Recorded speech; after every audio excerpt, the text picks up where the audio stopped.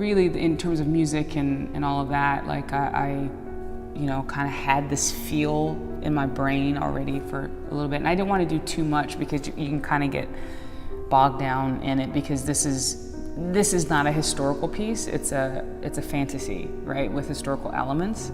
So it's important to sort of, you know when to sort of like, okay, let me just leave the real stuff and just let it inform.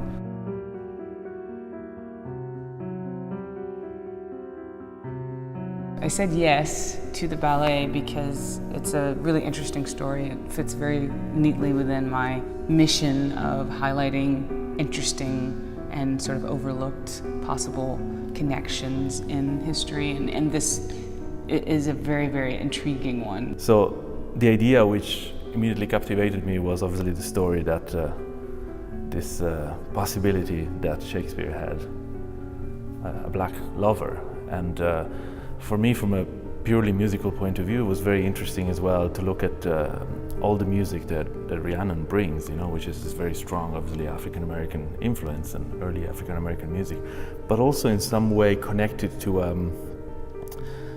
Elizabethan, you know, musical context. You know, I've studied a lot of early music. I've been quite involved in studying late Renaissance music. So for me, it was interesting immediately to try to combine the sounds, which is a little bit the idea behind the whole piece, I think.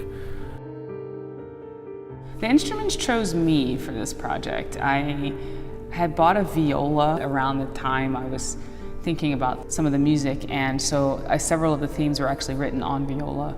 So that kind of rich middle register seemed to really fit.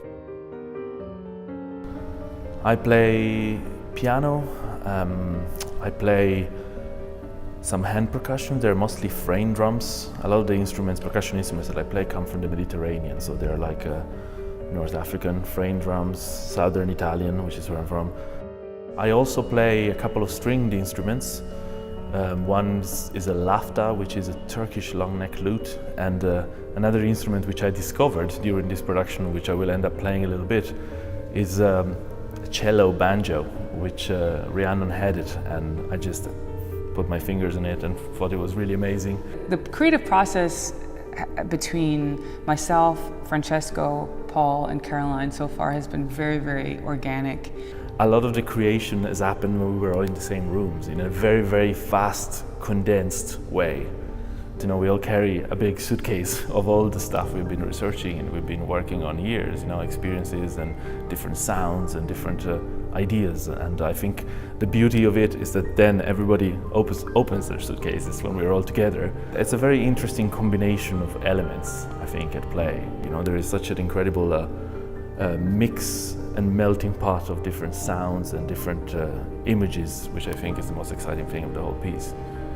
I just hope audiences take away that you can do things in a lot of different ways, and there's so many different ways to collaborate, and there's so many different ways to make a statement. And I think this ballet, this collaboration, has a really great, I think, opportunity to do that, to show audiences that, you know, ballet can be this, as well as Swan Lake, as well as, you know, some of the other things that you see. And in my world, that banjos and folk music can be partnered with high, you know, really high art dance form, and it works. So it's like, hopefully bring the two sides together to see each other and to go, hey, you're not that different from me, actually.